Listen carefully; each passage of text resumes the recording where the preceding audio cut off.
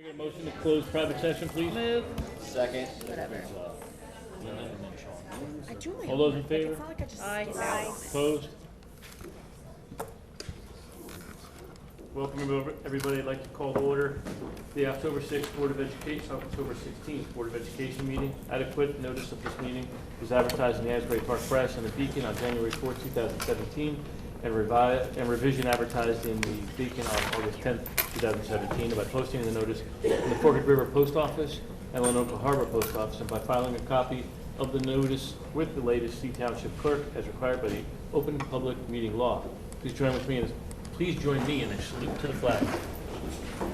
Pledge allegiance to the flag of the United States of America and to the republic for which it stands, one nation, under God, indivisible, with liberty and justice for all. Before I send this meeting off to Daria and Olivia to start, I just want to let you know we're, for the first time, working off of Chromebooks to try and be greener and save a little bit of money. So be patient with us because it's our first time experiencing this, and I anticipate it's going to be a little bit slow. That being said, I would like to turn it over for comments from our student representatives, Daria and Olivia. Hi, I'm Olivia. So I'm going to talk about what we discussed in our class meetings. Most importantly, the junior class talked about junior prom, their decorations, their color themes, and they also talked about the Powder Puff game, which is where the girls play the football and the boys are the cheerleaders. We discussed the dates and also the t-shirt designs. In the senior class meeting, we talked about the staff t-shirt fundraiser. We also talked about the senior raffle and cap and gown prices. And most importantly, we talked about the senior raffle prizes that we get to pick this year. We also talked about senior prom, our centerpieces, and our color theme. And then we discussed some senior t-shirt designs. The executive board meeting, what we do is we talk about school-wide things. So the first thing we discussed was on October 2nd, we had a new student breakfast where SGA invites all of the new kids and we welcome them and we have a nice breakfast. And it was a great turnout. Everyone liked it. The food was delicious. We had the pep rally on October 9th and the tennis team won the Spirit Stick. We had a good turnout. Everyone had a great time. We also discussed homecoming, which is on the 28th, the dance and the game, and the tickets are being sold from tomorrow until the 19th for $20, and then again next week, the 24th to the 26th for $25. We have homecoming decorations this Saturday from 10 a.m. to 2 p.m., so that's where we're going to make all the decorations for the actual dance. And then the 27th, we're setting up the gym to get everything ready for the dance the following day. And then on the 29th, we have cleanup, so we'll clean up everything that is left over. On November 11th, we have the Veterans Day ceremony, so the officers will attend the ceremony over by the municipal building and give a nice presentation. Then our next SGA meeting is November 15th. We're looking for new members always to get new ideas and just hear what the students want. And then on the 16th, we have 8th grade tours. So parents will come and we'll give them an idea of what it's like to be a student here at LTHS and the different classes we offer. Okay. We are also in charge of presenting the Unsung Hero, so I'm going to read it off my phone. All right, hold it.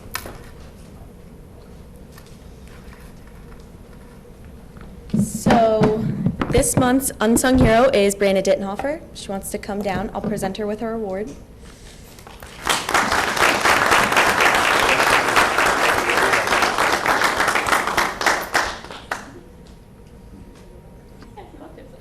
So I'm just going to read a quick little few words about Brianna. So this young lady participates in Lacey Field Hockey, swimming, and lacrosse, along with SGA and the Human Rights Club. She maintains fantastic grades and is currently enrolled in AP History, AP Psychology, and is taking a college English class through OCC. Brianna is a member of the National Honor Society and volunteers at the Ocean Gate Yacht Club. She sails for BBYRA and works for OGCY. Brianna's coaches and teachers describe her as reliable, responsible, and one of the most cooperative students in the school. She leads by example and has exemplary work ethic. One coach said, "No" is just not in her vocabulary. Even with all the academic and extracurricular activities, Brianna takes her time to help her fellow students and teammates and is always willing to go the extra mile. This is why she is October's unsung hero.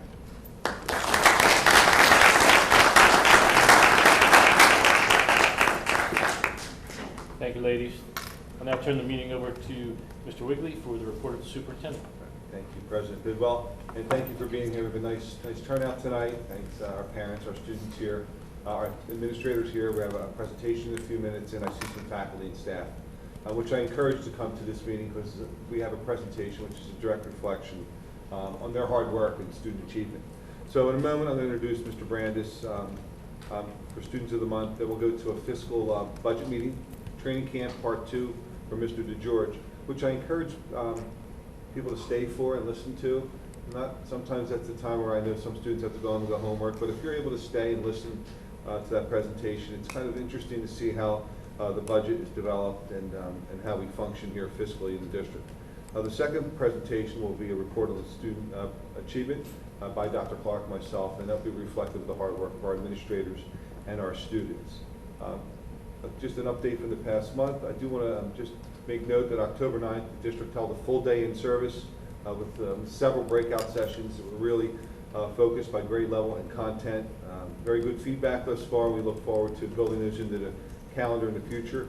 It was also a day of introduction where we spent the first 2 hours in the auditorium where you could hear a pin drop, and we talked about the ALICE training that Dr. Clark had introduced at the last meeting on how we should respond to active shooter situations here in the district. And we had an ALICE team of turnkey trainers that were trained, that went to actual hands-on training and really started to have that discussion and open up some dialogue between us and our staff, where they now could feel the doors are opening to being advocates for themselves if they ever had to make some tough decisions. And in this day and age, I think you can't prepare enough. So I applaud the team that did the training. I applaud 700 people that sat in an auditorium for 2 hours and stayed focused and really provided a lot of great feedback to our team thus far. So those discussions and plans are going to continue, but that was definitely a very good day of professional development. I'd also like to inform the board and I thank our administrators for the improved and increased communications to the public, especially across the district. The principals emailing either weekly or bi-weekly emails, valuable information to our parents and accessible to our students also if they're getting those emails. Myself, I've initiated a bi-weekly email with staff to make a little bit more transparency from my office so they can hear what's going on district-wide, which I think is very important. Beginning in November, I'll also be doing a newsletter out to parents instead of just a couple letters here and trying and get some more communication out there in regard to what's going on in the district. I think after being in the seat for a year, I'm a little more comfortable getting the word out and knowing more of the operations and what's going on, especially spread the good news. Tomorrow evening, there'll be a test message via email, phone, and text to all of our families to ensure we have the correct contact information in our database. We sent a notice out a couple weeks ago, and it was a little delayed. We want to make sure we don't have any glitches, especially getting to the winter season. On September 25th, we had the first meeting of a steering committee seeking to establish an Ed Foundation to start seeking alternative revenues and funding for things that are not typically in the budget, especially for our teachers and instructional practices. So we are excited. We had 12 people attend that, community members that contributed their expertise, and those guidelines are still in the works. We'll probably meet again in November and hopefully have something that is tangible around the holidays that we could say we have the first Lacey Educational Foundation and we're starting raising funds for special activities and resources for our classrooms. The strategic plan meeting after year one, that review will be this Wednesday, the 18th at 6:30 right here in the lecture hall. We sent an email out to all the original committee members. It's interesting after a couple of years, people do move and there's names and faces change, but we did reach out. Hopefully they'll attend, but we also want to invite the public to that right here as we'll review the progress and any changes we've had in the plan in the past year. Additionally, we have the website going, we have Twitter, we have Facebook, we have access to information. No one really has to look that hard. If you need help, contact the schools or one of our offices. But also to review the monthly superintendent's report that's posted online You can see the very best of our students and our staff, their accomplishments over the past month. It's important. I do just want to point out, because I love artwork, and there's some really good artwork on the board this month on our covers of our reports. They're provided by our 2 4th graders at Lenoka Harbor, Morris Mays and Ava Lynn Patriella. That's even better. And they did a really good job, very colorful and seasonal, I would say. At this point, I would like to ask, well, I'm going to ask the board, after Students of the Month, that we're going to have a seat in the audience and we'll watch the presentations. But at this point, I'd like to introduce Mr. Brandis, high school principal, to introduce our exceptional October Students of the Month. Mr. Brandis.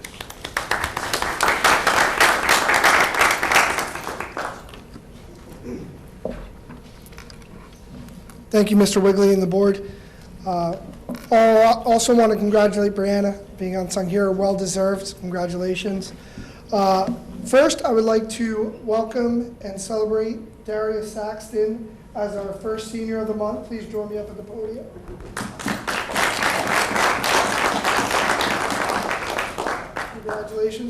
Congratulations to Daria and her family on a remarkable achievement. And at this time, we're going to watch some of Daria's remarkable accomplishments. Good afternoon. I'm Greg Brandis, principal of Lacey Township High School, and I'm here to celebrate October's Senior of the Month, Daria Saxton, and here to celebrate her accomplishments is Nick Hicks. Hello, I'm Nick Hicks, and I'm here to interview Daria Saxton, our October Senior of the Month. Daria, how does it feel to receive such a prestigious award? It's really honoring to be recognized for all that I do, and I appreciate it. That's right. And Daria, as far as I know, you're part of a lot of different clubs. Yes. Could you tell us what clubs those are? I am the SGA Executive Board President, one of the Hospitality and Tourism Presidents, the station manager of the TV studio, an active NHS member, an Interact member, alongside with I'm a student representative for the Middle State Strategic Planning Team, and I'm the manager for the field hockey, ice hockey, and girls lacrosse teams. Wow, that's a lot. That's like 15 or 20. So Daria, I was wondering, you're the October Student of the Month. What's your favorite part of October? I really like the changing of the leaves and how it just cools down, because September is kind of the days are either really hot or really cold, but October the temperatures seem to just come and sync. Yeah. Sweater weather? Yeah, exactly. Stuff. How do you feel about pumpkin spice? Not really a fan. Now Daria, what teachers do you think influenced you the most throughout your high school career? It's hard to pick one because each one has had a different impact on me. Thanks. Well, I have to narrow it down to Mr. Merman and Mr. Sotero. Both have been great influences on my life, and I've been there through both educational purposes and life experiences. Through thick and thin? Yeah. Over the past 4 years, we've grown really close. Couldn't think of another person that could deserve it more, Daria. I'm so proud of you. How about at home? Do you have any mentors outside of school that really help you out? It's kind of cliche, but my mom, she's always there for me, and she's just a great woman. I appreciate all that she does for me. That's a mom's girl. Daria, what do you love about Lacey Township?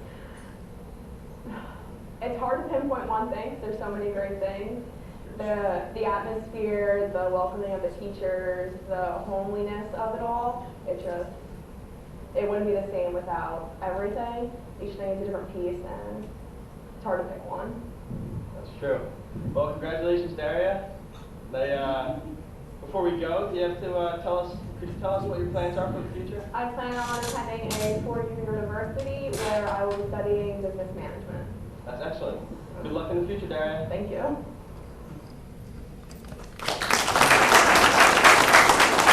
Congratulations again, Daria. Hey, Gary, on behalf of the Board of Education, I'd like to present this plaque. Congratulations.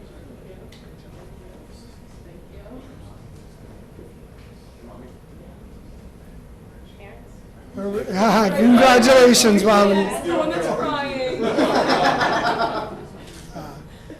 Congratulations again. Next, I would like to congratulate and call down to the podium Joseph Serrano, the other Senior of the Month.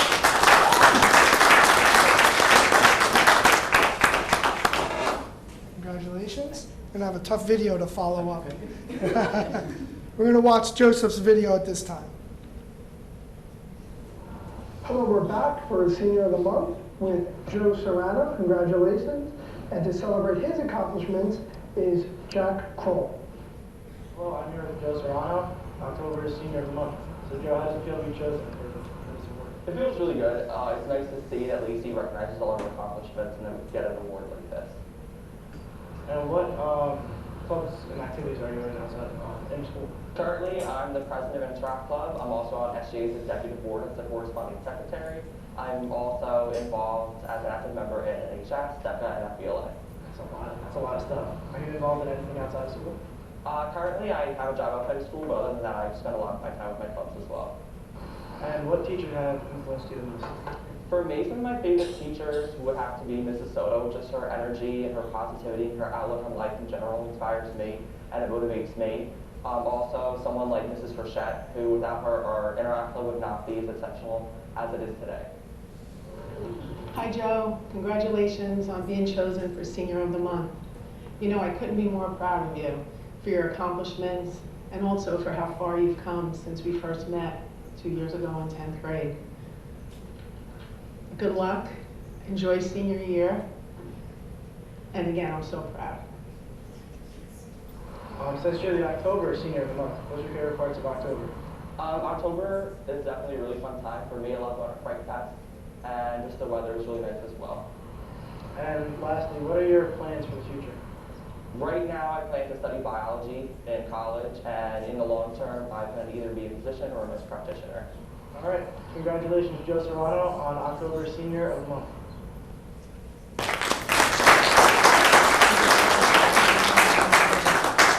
Congratulations to the Hampton Board of Education.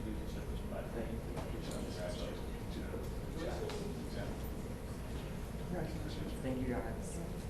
Congratulations to Joe and also his family on a remarkable accomplishment. And last but not least, our vocational Senior of the Month, Lily Sherritt. She's going to come down and join me for the final video of our Seniors of the Month. Congratulations, Lily.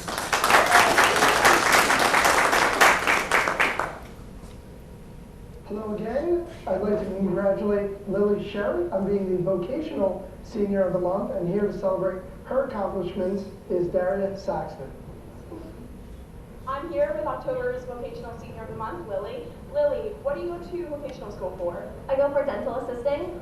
Oh, nice. Do you plan on doing something in that field when you graduate from school? Yes, I plan on graduating a 4-year college and then go on to dental school. That's exciting. Yeah. What are some things that you've learned from Lacey that'll really help you in your future?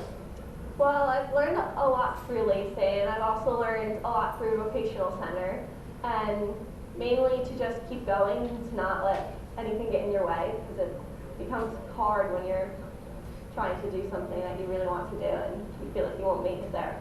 Is there a teacher or someone outside of school that's helped you with these hard times? Yes, Ms. Fresh has helped me, and my mom has helped me a lot. Oh, that's nice. Very comforting. Yes. Hi, Lily. Congratulations on being chosen of Senior of the Month. It's not surprising that you were chosen for this award.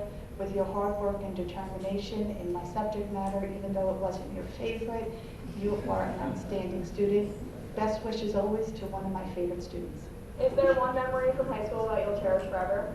Yeah, I went on the Europe trip this past year, and that really was something cool that I was able to experience with my friends, and you were there. Like, it was just fun. Yeah. Life-changing, experience different cultures. Do you have any advice for underclassmen? Yes. Take your SATs early, and also get a tutor or study for them, whatever you have to do. As we're transitioning into the fall weather, I know there's some debate over whether spring, winter, fall, or summer is better. What's your choice? Well, I like summer, and I like fall. Winter, I don't really care for, other than Christmas. Christmas is nice. But summer and fall are definitely my favorite seasons. Congratulations once again to Lily for winning the Vocational Senior of the Month for October.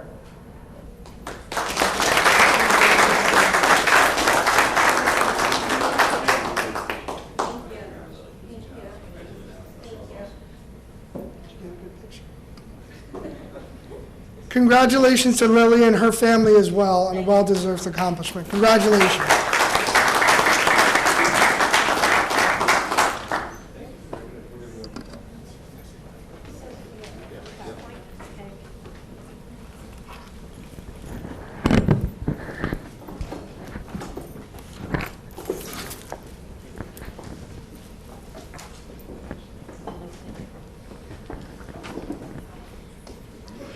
All right, so understanding that the first pitch is about 8:08 p.m., I want to try to go through this as quickly as we possibly can.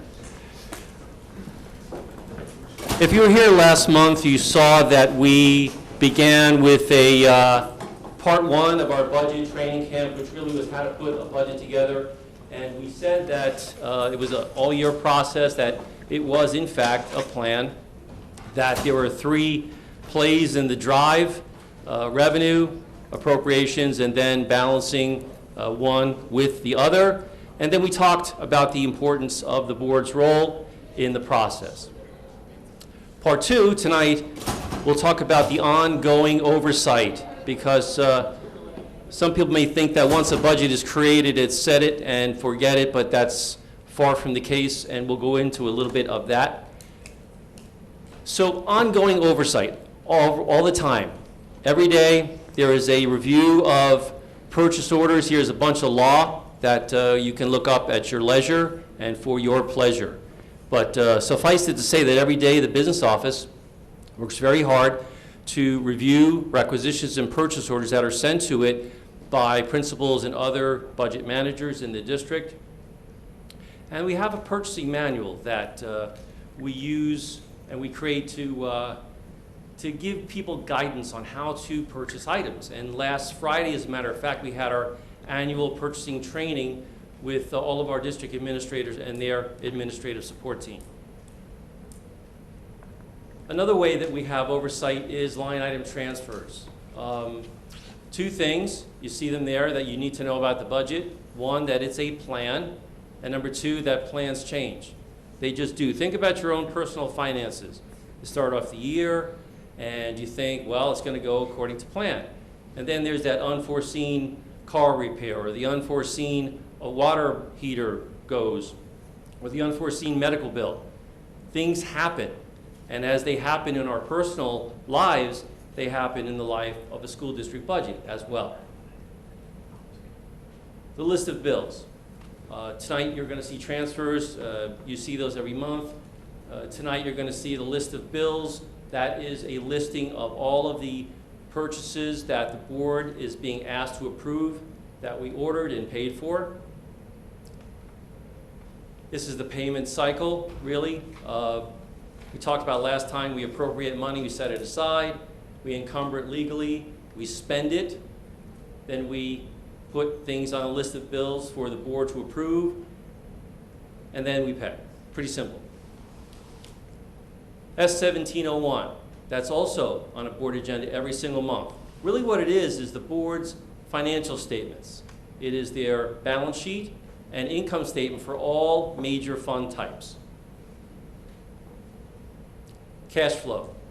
Every day, every week, every month, throughout the year, we are constantly analyzing the inflow and the outgo of cash to make sure that we are liquid, that we are solvent, and we have flexibility in case we need it. All the time. Just in the past couple of weeks, we were talking to budget managers again for 2 reasons. To see how this year's budget was going and to have some initial plans for what they might be thinking for the upcoming 18-19 budget. Annual reviews. There are a few. So here's the annual audit. In November, you're going to see that the board is going to be asked to approve the audit of the 2016-2017 school year financials. You'll see that they're governed by statute, by auditing standards, by accounting standards, and the Office of Management and Budget for federal funds. Again, the board has a very important role. They hire people who do the job that they do every day. They hire the auditor. They must, and they do understand the various means by which central office and the district manages its budget. They are gracious enough to review and approve the financial reporting. They sit through the audit and they approve that as well with hopefully no recommendations. And our job, our primary job in this process is to keep the board informed of any major budget issues as we go through the process. Stunning, isn't it? But it's over already. I'll go through it again. Not really? All right, awesome. So that's it. I'll go ahead and turn it over to Dr. Clark and Mr. Wigley.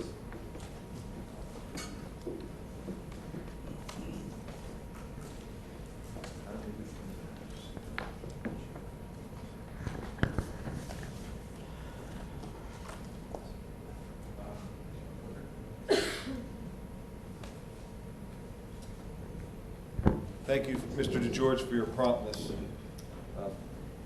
Thank you for being here. This is our annual achievement report. This is going to report on our standardized tests, but also some of the enrichment and resources that we have in place for our students that may need additional instruction. We're going to talk first about those assessments, statewide assessments. So when we assess, we look at the whole child. And one measurement of one test or one label, we know is not the answer to that. But we are obliged to implement, monitor, and support our state initiatives and those standards. So we want to keep in mind that assessing is just a prerequisite to the future and making sure that our students are really accomplishing what they need to know based off the standards that are established in the state. We're obligated to do so. We're obligated to share our results.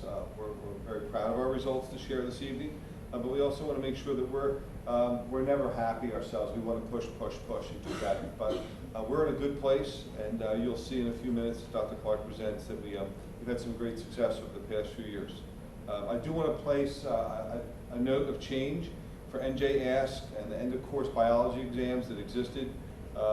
They are now going to be replaced with the new 5th grade, 8th grade, and 11th grade assessment based on the New Jersey Learning Standards in Science. So there is a change coming in the spring, but I want to make sure that people were aware that that's going to take place.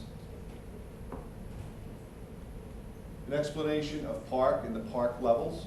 When we look at the PARCC levels, we have to understand that the measurement is called college and career readiness. That's basically what they're measuring students on to see if they're ready to go on to college and career preparedness. In our case, the way it works now, a current 10th or 11th grade student who achieves that threshold score of a 4 on the PARCC and ELA literacy or the PARCC, Algebra 1, 2, or Geometry end of course assessment has earned that determination to be considered college ready. Our current 10th, 11th, and 12th grade students also have alternative pathways to show their college and career readiness through PSAT, SAT, ACT, AccuPlacer, ASVAB, and there may be another one. But you want to note, as of right now today, the class of 2021 must pass the ELA PARCC and the Algebra 1 PARCC to show their college and career readiness, and those alternative assessments right now are not approved to be in place. And that's up today, and the only thing that I will assure you is that there will be changes in the next 4 years. Any student that it shows that early threshold score of a 4 or a 5 just shows us in the early grades that they're on track to be ready for college and career. I'm going to now ask Dr. Clark to share this information because her eyes are much better for looking at these charts than mine.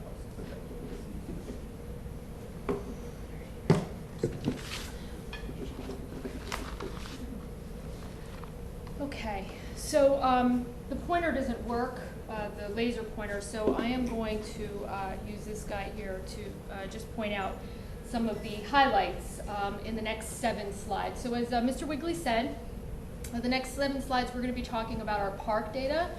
And the 2 columns, actually let me just go back for a second. So Mr. Wigley showed us what each of these categories mean in terms of performance level. So the 2 columns, can everybody hear me? Am I talking loud enough? Yeah? The 2 columns that I want to draw your attention to are the meeting and exceeding columns. So when we look at this data, we now have 3 years worth of PARCC data. Our baseline data was in 2014. Our students took the PARCC again in 2015, and then most recently in the spring of 2017. And so what we can look at here is that this is grades 3 and 4 student performance in English language arts. These first 3 rows are grade 3 ELA, so 14-15, 15-16, and 16-17. So I'm not going to repeat this in every single slide. I just wanted to give you an understanding of what every slide is going to look like. So as you can see, we have shown a 4% increase from 15-16 into, 15-16 from 14-15, a 4% increase, and we've held steady in the meeting and exceeding columns. So we've shown a 4% increase and we're holding steady. And in grade, did I just advance the slide by accident? Can you go back one? Thank you, Tom, sorry. So here's grade 3. So we've shown, and I'll go back and do 5th grade, I didn't realize I advanced the slide. We have shown a 1% increase and a 6% increase in 3 years. So that is grade 3 English Language Arts. And in grade 4, we've shown a 4% increase and we've held steady. So our increase there is 0, but we can see a slight increase from 52 to 57. So that's from 14 to 2016. Does this work on? Yeah, you have Okay. the clicker there. Oh, the clicker will work. Thank you. I'm operating 2 things.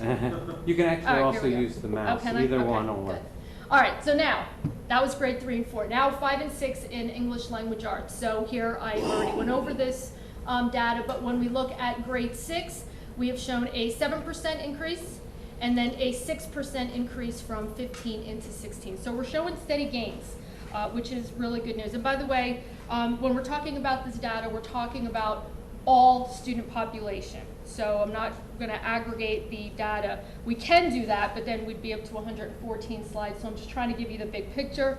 And I know that we are trying to watch that baseball game for some of us. There's also a football game on, I understand.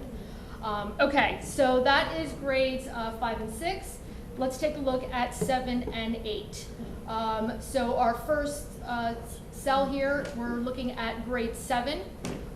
We've shown a 1% increase in 2015 and then a 12% increase in 2016. So some significant gains there.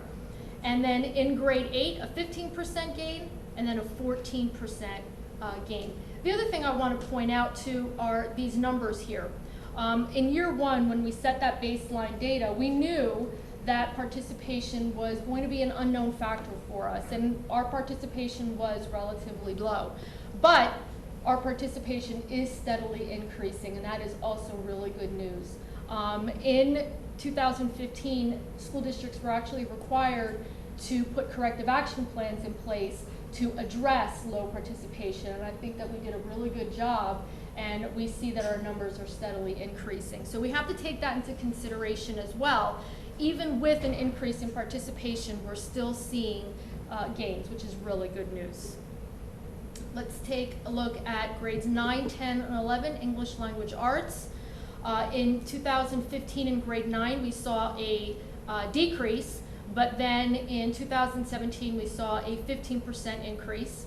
In grade 10, we saw a decrease and then an increase. And again, take a look at our participation. So it's a difference of 200 students here in grade 10 taking the park and 302 taking it in 2017. So these numbers are steadily increasing. And then in grade 11, we're holding steady at 36%. So if we had to attribute that to something, I think what we would attribute it to is the fact that right now, and I'm going to talk about graduation pathways a little bit later, but right now there are a variety of ways that students can meet graduation requirements. It doesn't have to just be the park. And so by the time students reach grade 11, perhaps, and this is a perhaps, it could be that they're not taking the park with as much fidelity as we would like them to because they've already met the graduation requirement. And so it could be possible that students are sitting for this test.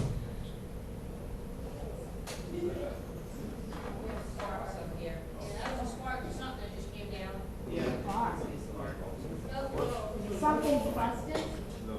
The light bulb break? I did see sparks. And I heard it. That's got to be what you smell it today.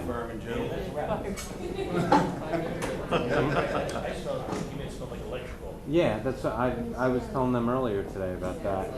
They said it was the heat.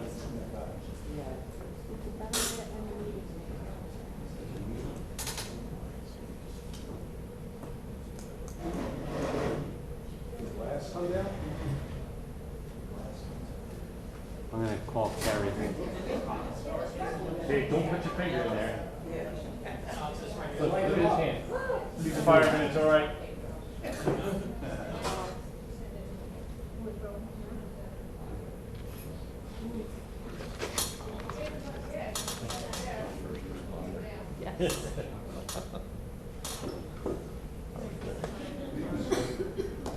We could turn off that bank of lights and then just leave the overhead, the other head. Yeah, I'll do that. I'm just gonna turn.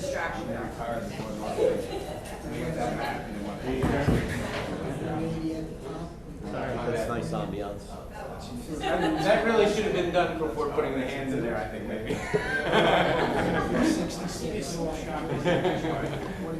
Stole all your thunder. All right. I knew something was wrong today. I mean, I called Kerry as soon as I walked in this room. It's like that electronic. Well, the noise is the ground comment. That's major comment.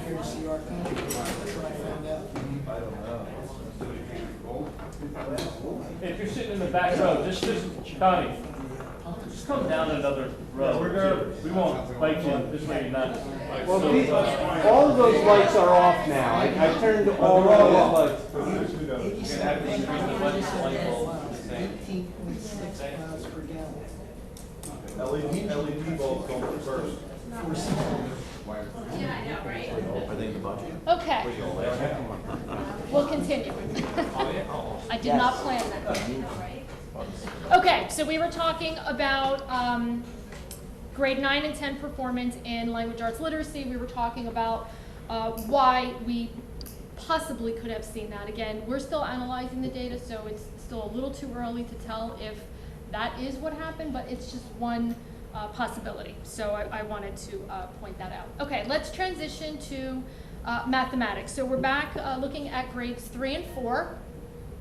And again, you can see our participation is steadily increasing. We saw a little bit more increases at the middle school and high school, but our participation was lower there to begin with anyway.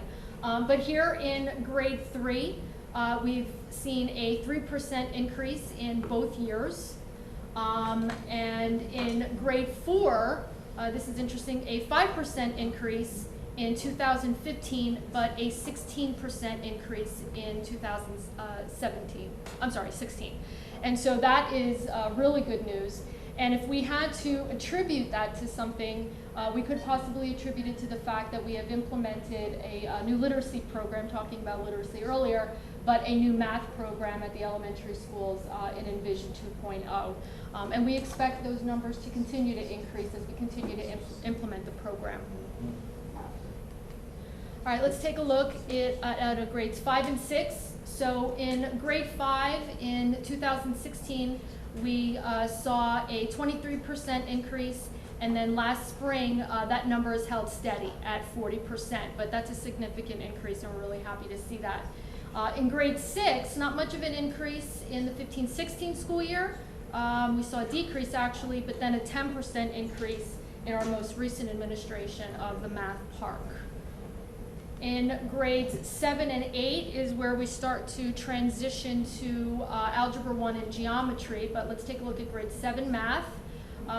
We saw a decrease in 15-16, but an increase in our most recent administration. In grade 8 math, a 6% increase, an 8% increase. And in Algebra 1, a 33% increase from 14-15 to 15-16, and we've held that, a slight increase at 1%, but we've held on to that 33% increase.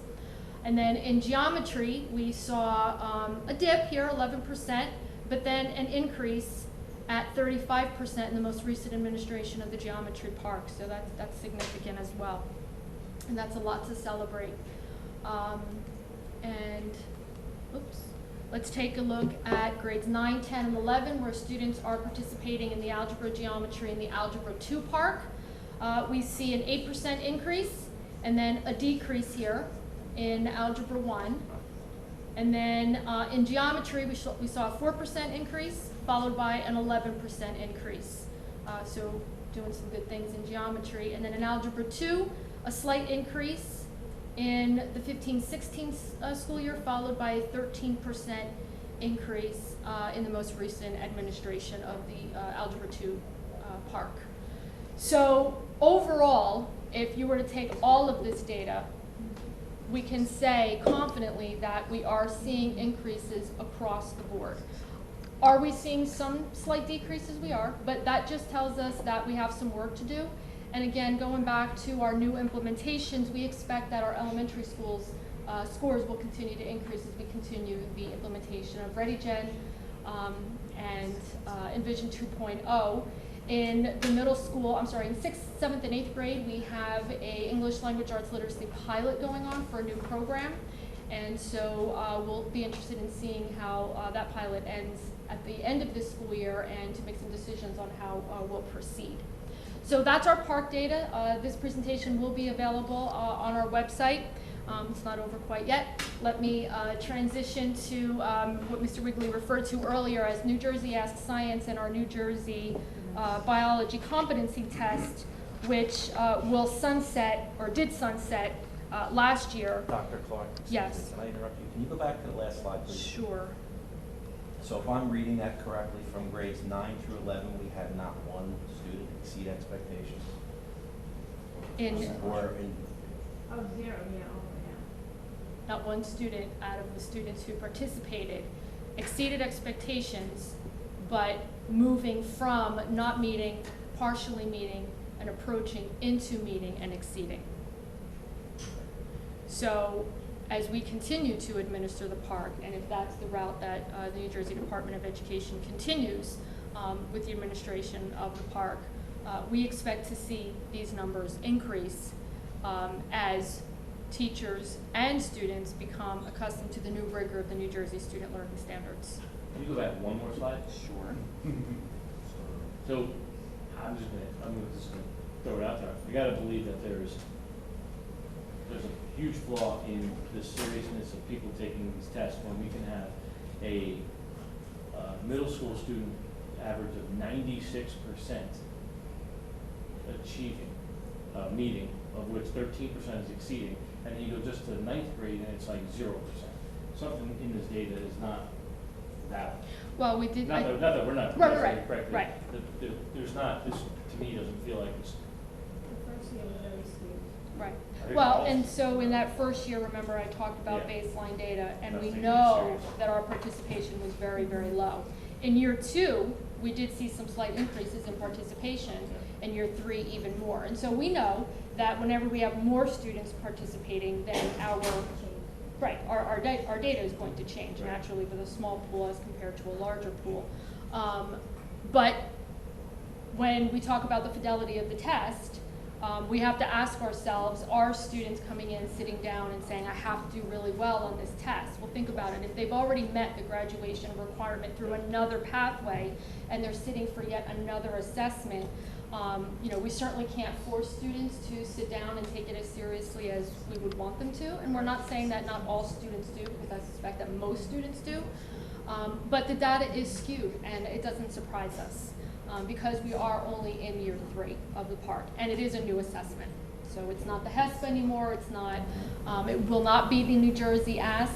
The state just announced to us that the science assessments will be brand new in grades 5, 8, and 11. However, they can't tell us yet what the tests will look like, and so they keep telling us that that information will be forthcoming. So it's interesting. We do know that the tests are going to be based on the New Jersey Student Learning Standards in science. So the information is all over the place. But we're not alone in this. If you look at data throughout the state, the rest of the state fluctuates. Not exactly like we do, but there is a lot of fluctuation in results. So, yeah. Any other questions? No? Okay. All right, so I was talking about New Jersey Ask Science in grade 4. So as you can see, our general ed, which is the blue line, and I'm looking at the data on the far right, this data here, you can see that our general ed students are far exceeding the state in grade 4, and our special ed students are far exceeding the state in grade 4 as well. Comparing ourselves to ourselves, you can see that we did experience a dip here, and we experienced an increase. And as far as special ed, comparing ourselves to the previous year, we're holding steady but still exceeding the state. That's New Jersey Ask Science grade 4, and then this is New Jersey Ask Science grade 8. Again, our regular ed students, general ed I should say, exceeding the state. Our special ed students exceeding the state. But we're experiencing some slight dips when we're comparing ourselves to ourselves. And here we saw a slight increase in our special ed performance. Now we transition to the New Jersey Biology Competency Test. By the way, this test is taken by any student at the high school enrolled in a biology course. As I mentioned, this has sunsetted, so the new science assessments will be taken by every student in grade 11. But as you can see here, our students are exceeding we're not exceeding the state in our general ed, and we're about even with the state here, and about even across the board in terms of our performance in 14-15, 15-16, and 16-17. So it'll be interesting to see what the results of the new assessment will look like and how it will compare to this data here. So not only, and we talk about this from year to year, when we talk about the park and we talk about this New Jersey Ask and the biology tests and these assessments, they're a snapshot of one day. Students are sitting for one day, perhaps 3 or 4, but in a week. It's one snapshot of performance, because we also have to take into consideration our local assessments. And when we talk about local assessments, in a few minutes I'm going to talk about the NWEA that all students in grades K through 9, we've just recently added our grade 9 students, participate in. Our elementary students participate in the DRA. I'm not going to read you the whole list, but just to show you that when we talk about multiple measures, not only are we talking about state assessments, but we're also talking about local assessments, and then everyday performance in the classroom. And then this really important bullet here are teacher-developed assessments. And so it's just important to keep that in mind. All right, so let's transition to our NWEA data. We talk about this every year, but just to recap, our MAPs, which MAP stands for Measures of Academic Progress, administered to all students in grades K through 9, actually, that should say, 2 to 3 times a year. In the fall, some grades take the NWEA also in the winter, and then all students take it in the spring. MAPs create this personalized assessment experience because they're intuitive, meaning that, and by the way, they're all technology-based. Students take this test on the computer, and the test is designed to be intuitive in that as students are answering questions, the test either becomes more difficult or the test senses students are getting it wrong and starts to back off, and then eventually comes to a stop when a certain number of questions are answered incorrectly. But the important thing about the MAP test is that it enables teachers to quickly and reliably assess every student's learning and growth, because the MAP tests allow teachers to sit down, analyze the data, and create growth plans for students. And it's not a secret that's kept from the students. Students can actually see their own growth, and they can set personal goals for themselves, meaning that they can look at their score and say, you know what, I want to do better than this, and they know what they have to do to get a higher rate, which I'm going to talk about in a minute. So when students take the test, what they get is not a scale score like they get, or a performance level in the park. They get what's called a RIT, and it's a scale, and it indicates a student's instructional level. And the RIT scale is very consistent, just like a ruler. So 1 inch is always 1 inch, 1 RIT is always 1 RIT. And so students can see their growth. They can see what their RIT score was in the fall, then they can see what their RIT score was in the spring, and then again in the winter, and then again in the spring, and make a comparison to see if they're showing growth. And so what we're going to do now is just take a look at our data. So this is data that is comparing our fall 2016 to spring 2017. And this is our most recent data because our students are now in the process of taking the fall 2017 NWEA. So obviously we have nothing to compare it to at the moment because we're going to compare it to what they do spring of 2018. But let's take a look at what they did do. And so what I want to point out in this column here is that this is our normative data. And this is what NWEA uses to set a scale, so to speak. And it compares to what all students are doing nationally. So that's our normative data. That's what we can compare ourselves to.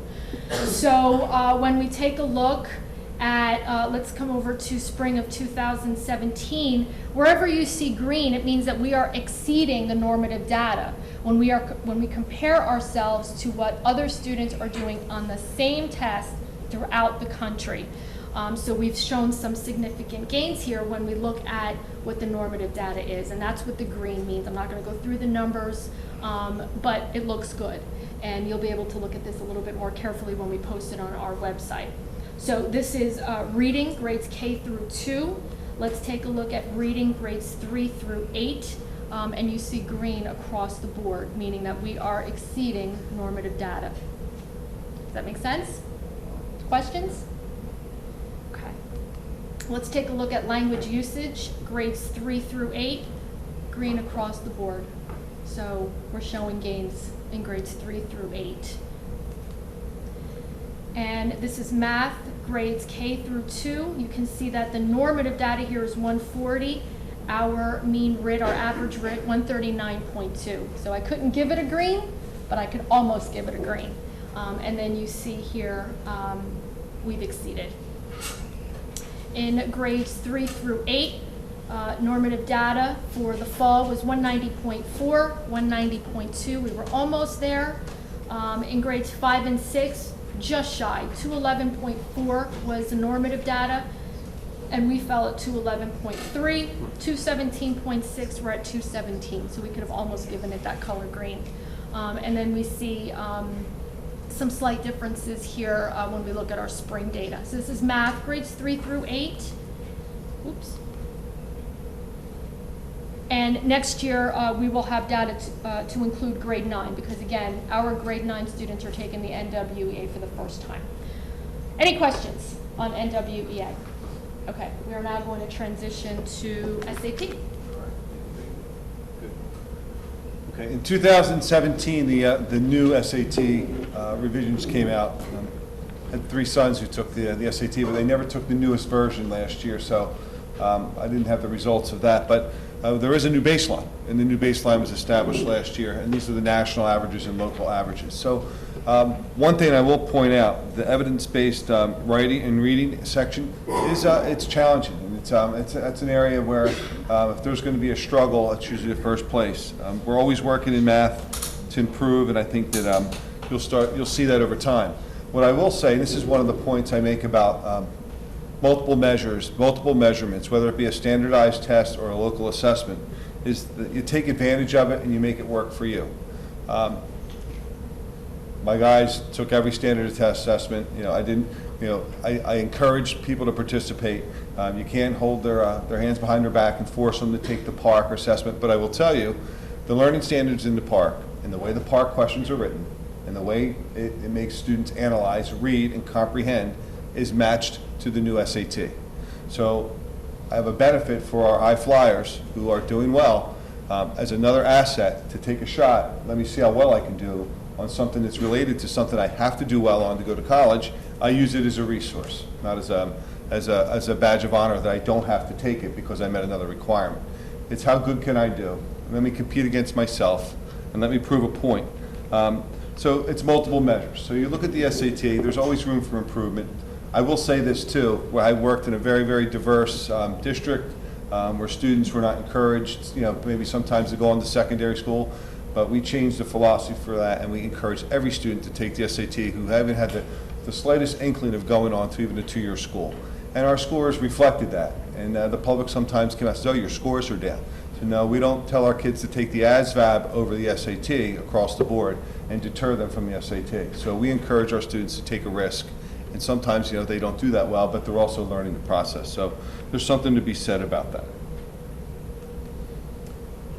as well as and PSATs, which is a great opening for our 10th graders, especially taking a standardized high stakes assessment. It's really a predictor in most cases for how they'll do on the SAT. So you'll see that the benchmark, if they're at that percentage right there, that shows how they're either above that percentage or below that percentage. It predicts their college readiness at that point. And the same thing is in place with this. It's aligned to our new standards, so the evidence-based reading and writing is going to reflect that. So you'll see benchmarks are those scores that represent that. And, you know, as students progress through their academics, because some 10th graders may not be prepared with math or their ELA to take that, it's a great initiation into it. The 11th grade test also qualifies them for the National Merit Scholarship qualifying test, and I think that that's a great asset for introducing to our students. I know participation in that is very good. Our AP scores. So participation had a slight decrease in enrollment for a couple reasons. One, we changed a little bit the format of challenging students to take the test, and if they weren't going to challenge themselves, they were going to have to pay the price and pay for the test a little bit, rather than just say it's for free. And we took lots of risks and chances, and maybe not so seriously. So we have Dr. Clark came with a system in place supported by the board, which seemed to work very well last year, where the first one's on the house, and then the other ones, if you do well, 3, 4, or 5, you get reimbursed. And we had a lot of that, which I think is a motivator. I would make sure my child was studying for that if I was forking out the cash. Additionally, students that are taking college, some of our advantage of our college courses in lieu of the AP, so they might be making choices, whether they're going to cap a class or whether they're going to transfer an AP class. So they're actually planning their future sophomore, junior year and saying, why am I going to take the AP exam? There's some debate there. I signed up for the course. We want them to take the assessment, but they're going to cap the class instead and get college credits, depending on what they want to major in. So there's some differences there. We're continuing our AP development, our AP liaison with our teachers to make sure they have the training and support they have. So when we do the assessment, that we're seeing the results that we would expect, and that our students are having the best opportunities to succeed.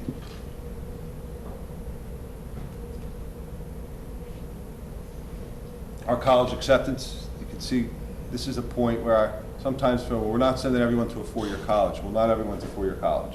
Not everyone's going to a 2-year college. Some are going to higher ed, a training program. Some are going into the military. And in our case, this past year, the class of 2017, 86% went on to do something immediately out of school. For the other 14%, there's a degree of those students who are planning to go back, but because of economic conditions, are either going right into the workforce to save money or do it on a part-time status. So these are students of the 2-year, 4-year technical and military. They went directly in, they were enrolled. I always do this statistic. I live in a town that might have bells and whistles all over it, but mid-year, freshman year, I would go to Wawa or Walmart, and I would start to see a lot of kids home for good. So I don't know what the attrition rate is for everyone that says, I send 90% of my kids to a 4-year college, of how many of them finish. So I'm humble, and I came from some real grassroots.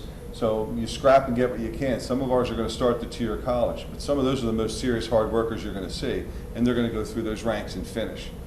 I want to know the finish rate of when they go, when they leave. And there's ways to figure that out. There's some clear warehouses and stuff that people will do, and they'll actually track people to the future.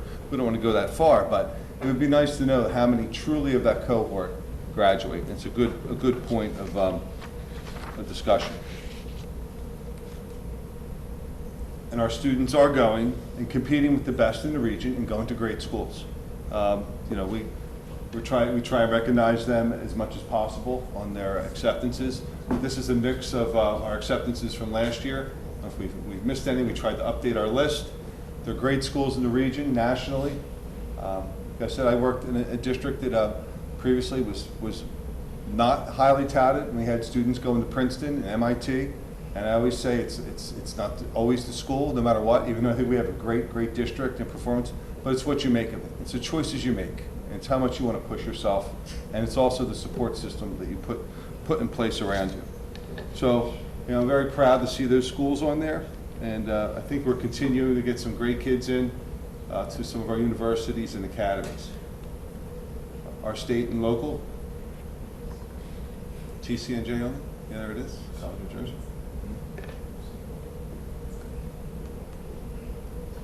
Okay. What are you doing? Sorry about this guy. College Academy. Okay. So if I look at these numbers, these are numbers that I'm really going to give accolades to the grassroots that were planted before I got here, and the offerings at the OCC. So we have 214 seats being filled by just under 150 students. That's over 10% of our population are taking college courses this year in grades 11 and 12. I don't know where that's happening. I mean, it might be, but I'm not going to compare. I think that is incredibly a proud moment for the district and for the hard work that's gone through the ranks to provide the opportunity and the partnership with OCC. So when I look at those numbers, it's a proud moment. And for our students and those who struggle financially or might not be able to go right to a four-year school, this is financially, economically, one of the best choices that they can make for themselves.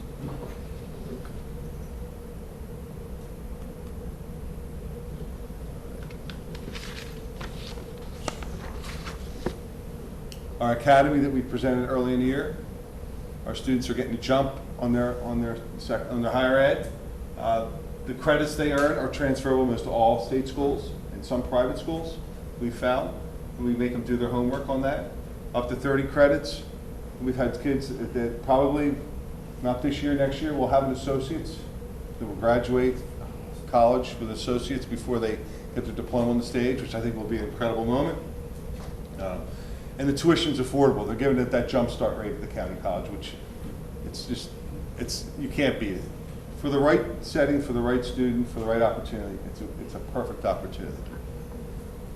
The benefit is to our teachers. Our teachers here at Lacey that are also certified part-time adjuncts at OCC. So it's not fluffed. It's taken very seriously, and the rigor is there. So I think that that's an important piece of it too. Dr. Clark. 2 more slides.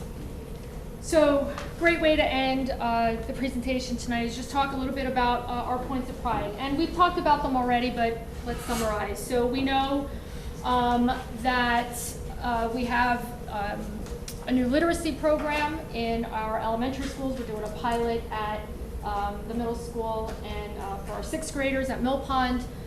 We have our implementation at the elementary for Envision 2.0. We're in year 3 of both of those implementations.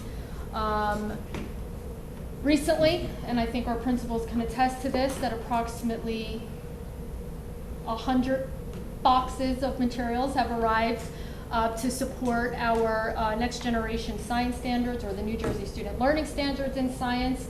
And all of our K-5 classrooms will have brand new FOSS kits that are now fully aligned with our new science standards. So we're really happy about that. And earlier I talked about this implementation of a comprehensive literacy pilot in grades 6 through 8 through Harcourt Collections. We are working very hard with our child study team, and our director of special services is here tonight for our intervention and support programs, and we continue to expand upon those, especially as we transition into building our budget for next school year. And we've already talked about the High School College Academy. I know that our High School Leadership Humanities Academy is well underway with approximately 23 students enrolled. Both of our assistant principals talked about that program, I want to say in the spring. And so we're really happy to see this enrollment. And of course, our STEM opportunities continue for both our middle school and our high school students. And one of the things that we're really excited about is our makerspace that's going to be taking place at the middle school. We are making that happen through our title funds, through ESEA, formerly known as NCLB. A lot of alphabet soup. We have to stay on top of our name to remember. So those are just some of our points of pride, and we're pretty prideful about all of them, and we're excited to see what kind of gains we're going to be seeing in our science assessments because of our new materials. So that concludes this portion of our presentation. I do have one more slide to share with you, just when you thought you were going to get away.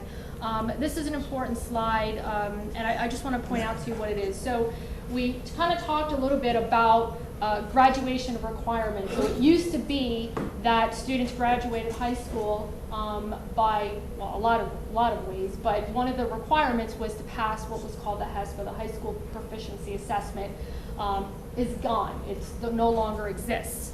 Now it's the park. And so the current class of 2021, our current freshman class, will be the first class to have to pass both the park ELA and the park math, whatever math that is, in order to graduate. Right now, our students have multiple ways of meeting graduation requirement, which I alluded back to our scores in our ELA grade 11 park assessment. So if we wanted to take a look at how many of our students graduated through the park assessment, either ELA or math, we can say that that number is 64. By the way, this is data that's reflective of our class of 2017, the class that just graduated the high school. The students who graduated through a substitute competency test, that's another pathway, was 88. Students who graduated through a portfolio appeal in either ELA or math was 5. Alternate requirements specified in their IEPs was 20. Multiple pathways, meaning that it might have been something in ELA, yet something different in math. It could have been that they passed the math portion of the PSAT, the SAT. There's a variety of different pathways, but that was 112, and that's where we saw the majority of our requirements being met. And then finally, 6 students were denied graduation, and then 0 in this final category. Students denied graduation only because of failure to pass the park assessment was 0. So I just wanted to show you this chart. That chart, of course, will change next year, and then it'll change for the current class, which is the class of 2021. Just note, the 112 may have accomplished that feat their sophomore year, junior year, and never took the part, and never gave us the exceeding score. So there's a lot of, it's a shell game with the numbers. We're just glad that they're graduating and moving on and being successful. But And so it's the an last interesting thing, number. right, is despite this, our park scores are still showing that we're making improvements in games. Which is the whole that's moving, Right. not just our one side. So again, this presentation will be posted on our website in the next few days, and of course, if there are any questions, always feel free to reach out to district leadership, either myself or Mr. Wigley. Our doors are always open, and we're always willing to answer any questions that you have. And thank you, all of our administrators are here tonight, and I see some of our teachers are here tonight, so we appreciate it. It's a reflection of the work you do in the classroom and the work you do supporting it, so that's important. Okay, that Thank concludes.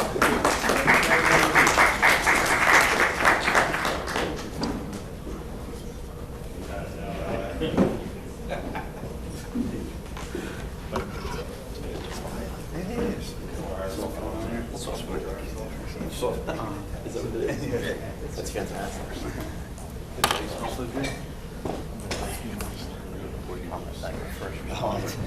I didn't see that. I was kidding, I'm sorry. Okay, I'd like to open the floor for public comment. Got it. Oh, do we want to move that? We have to move the mic.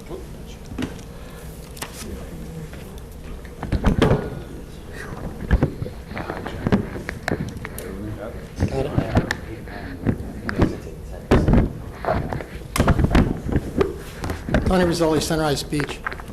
2 things. There are 2 people leaving the board. Mrs. DeSenz and who else? Mr. Bidwell. Okay, Mr. Bidwell.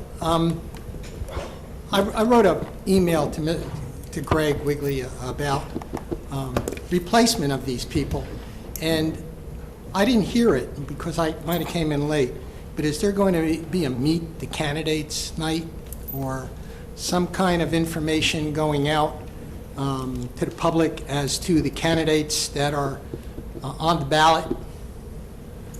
That either you or any other members of the board or the people leaving the board may know.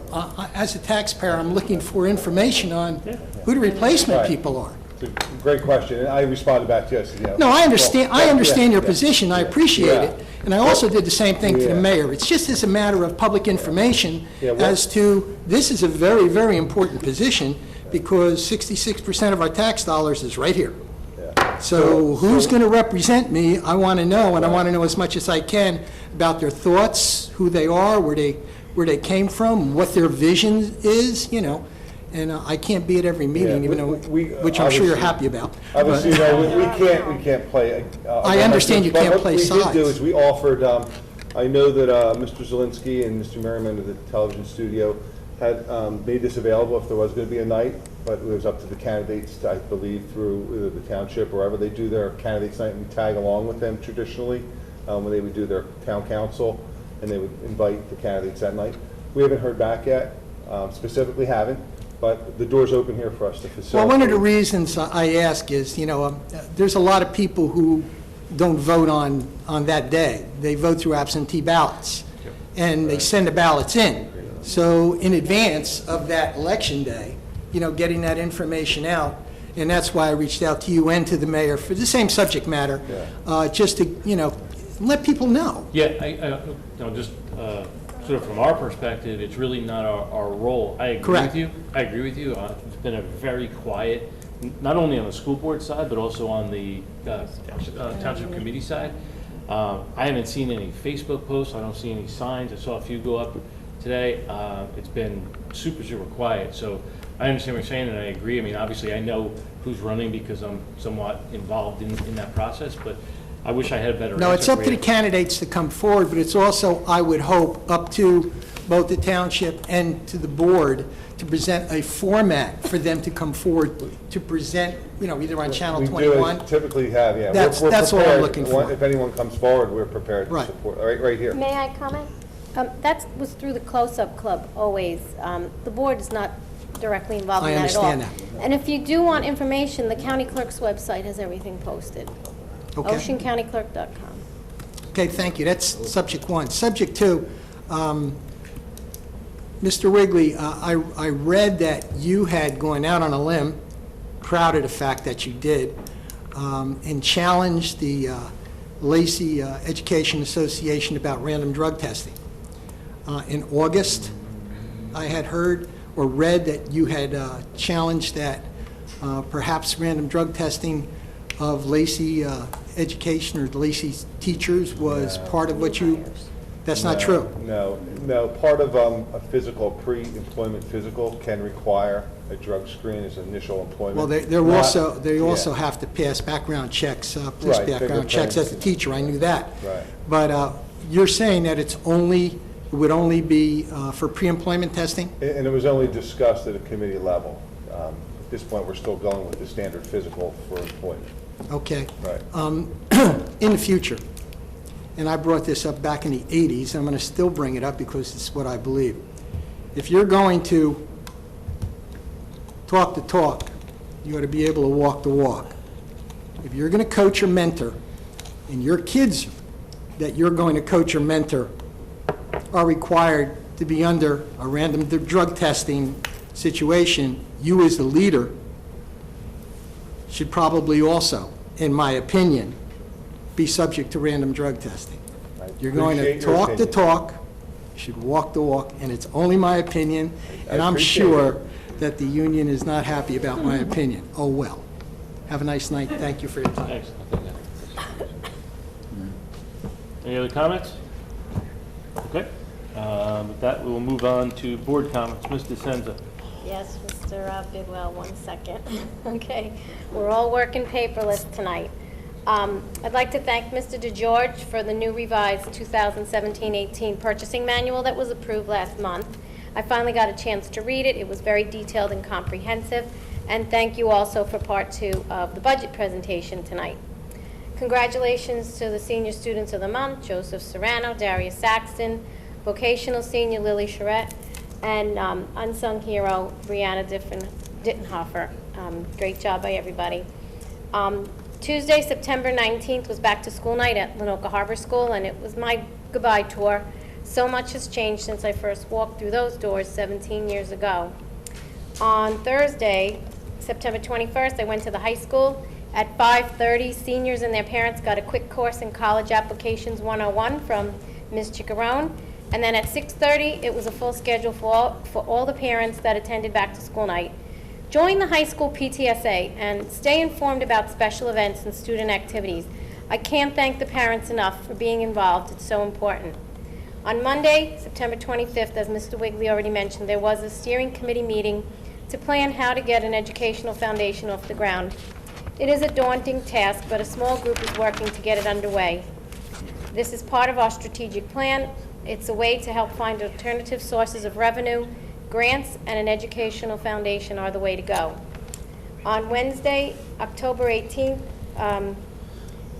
this coming October 18th, we have a strategic plan follow-up meeting. And then on Tuesday, September 26th, I attended back to school night at Mill Pond.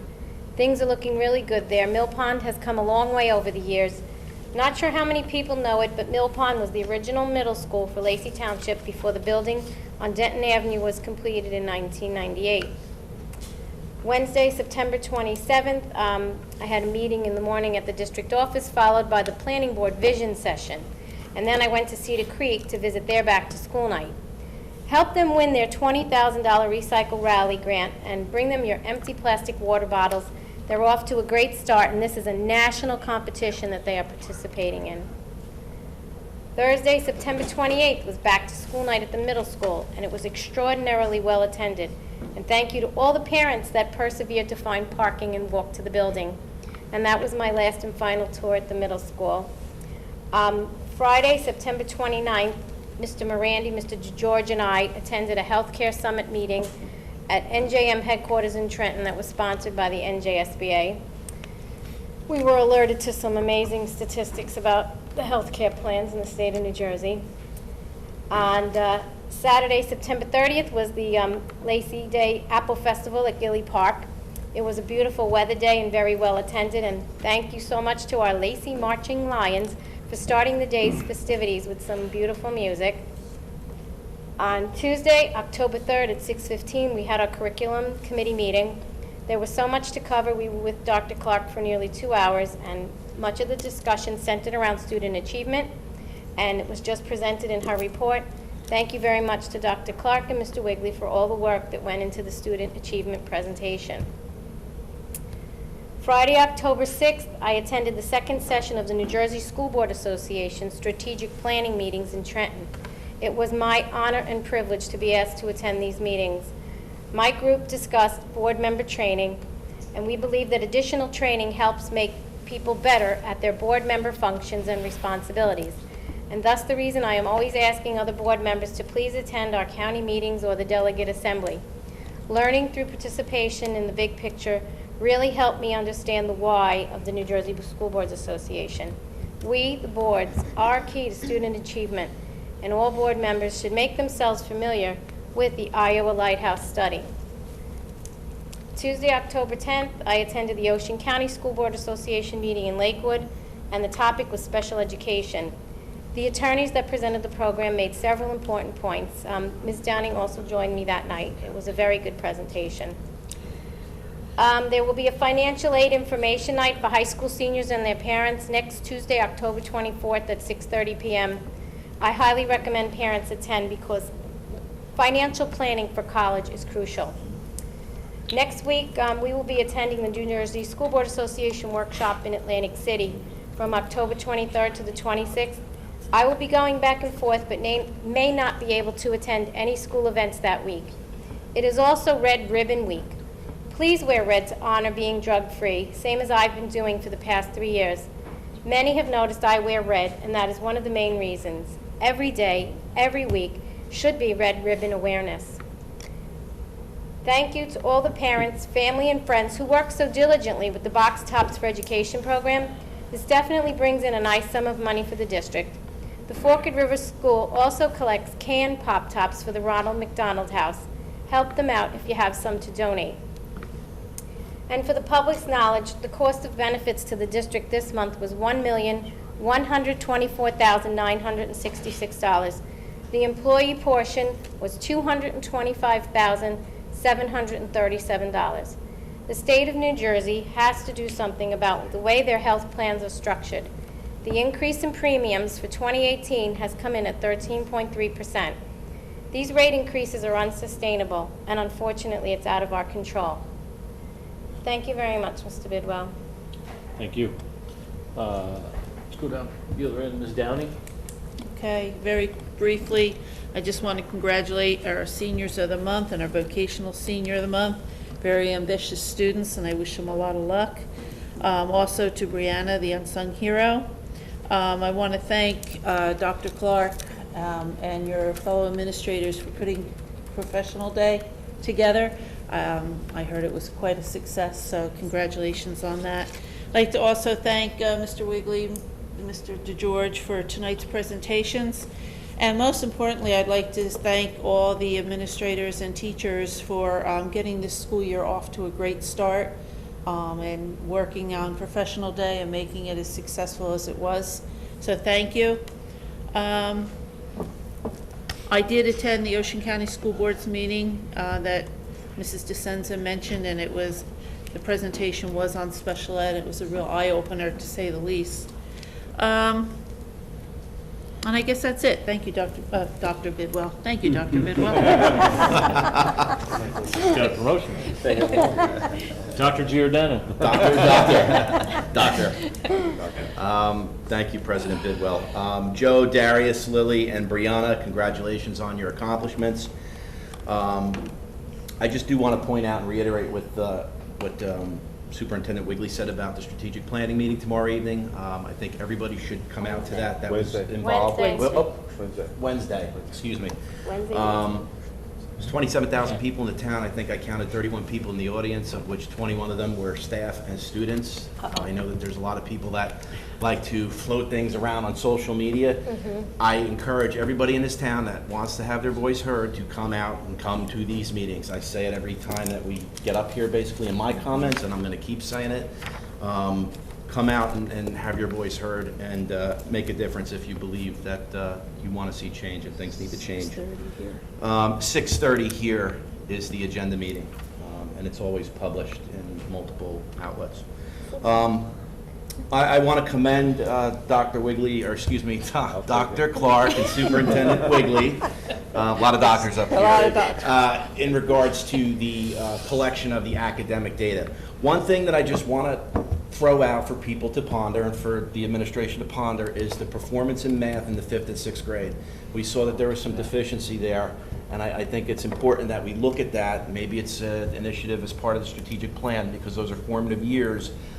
When kids want to go on and take the higher end math in high school, those are very critical years. So I would look towards that, or look at that in the future. But great information. There was a lot of green on there, as you mentioned, which is fantastic, and it shows the focus that this district and the teachers put on academic achievement. So with that, I'll conclude my remarks. Thank you. Mr. Saletti, please. Yes, thank you, Mr. Bidwell. Just reiterating what's being said up here, I wanted to congratulate the students of the month, Lily, Daria, Joe, and our unsung hero, Brianna. And I want to thank Mr. DeGeorge for his insightful budget presentation, and Dr. Clark and Mr. Wigley for their student achievement presentation. Other than that, I know we had some comments earlier, public comments. I just want everyone to get out and vote in November. Try and find some information. If you can't, if it's not readily available, come find it.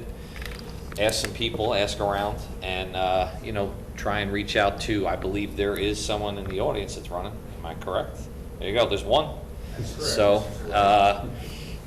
just try and find them and see what they're all about and see what they think, and hopefully everyone's intentions are positive, and just get out and vote. Thank you very much. Thank you, Mr. Bidwell. You're welcome. All right, thank you. Mr. Vice President Claus? I don't have any tonight.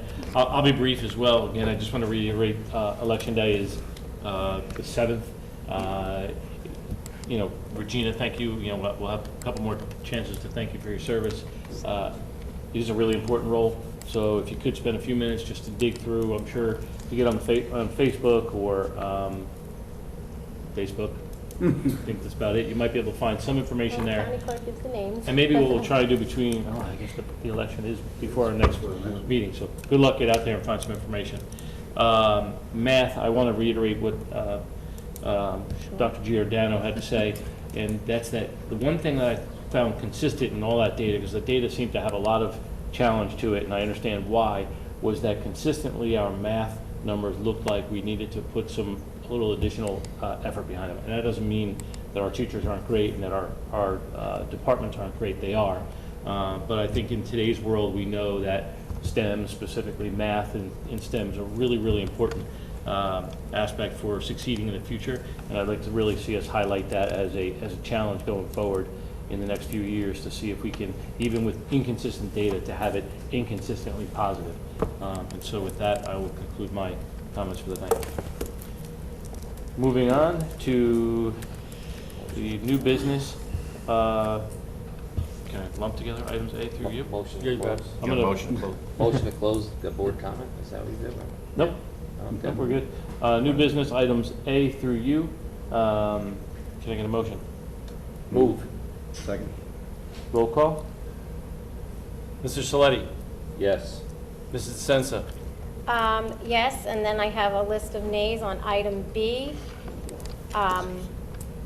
It's attachment A2. It's vendor item number 953461, 953440, 953459, 953458, 516775, 952005, 953462, 949597, 534600, 950937, 952243, and 952494, and 260527, and I will email it to Mr. DeGeorge. I also think you just sunk my battleship, pretty sure.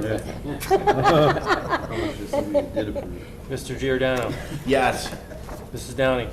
Okay, I have to abstain on item number, or budget number 953215 for Mr. Wiggly.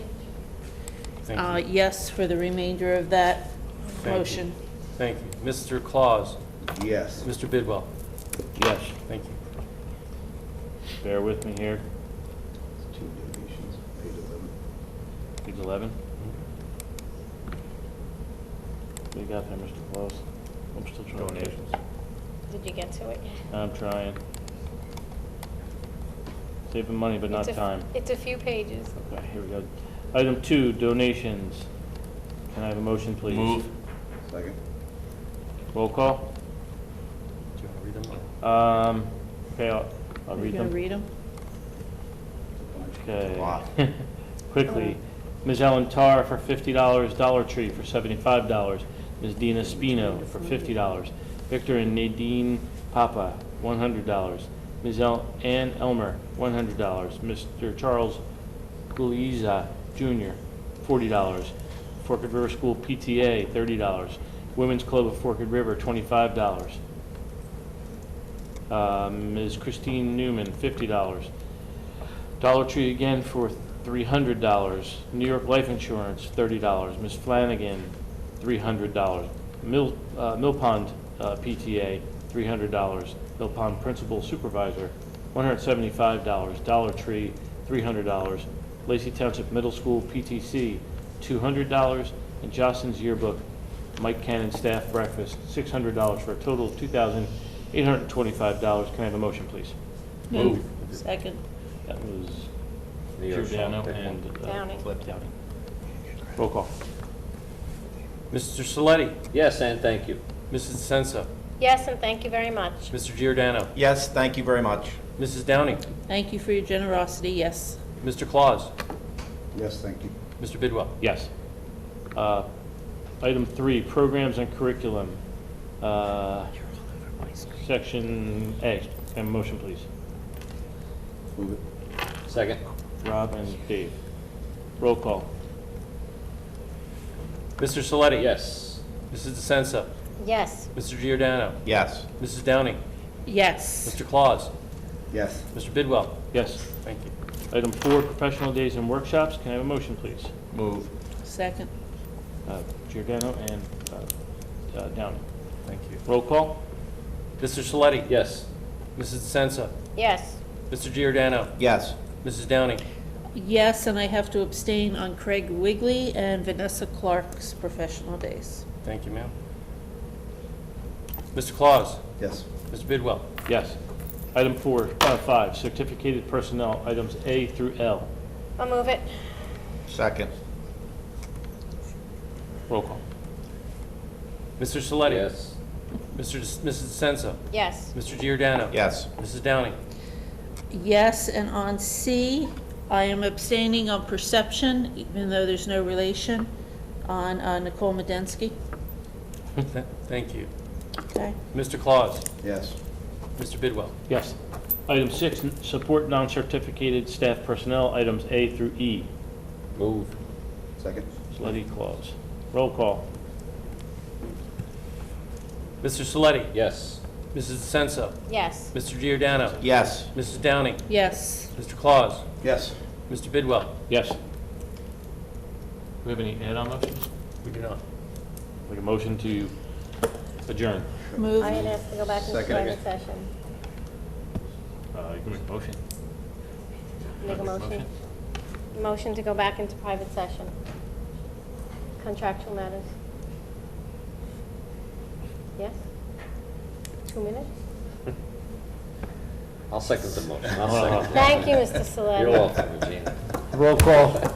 All in favor? Sorry, Dave. All in favor? Yay. Yay. Yay.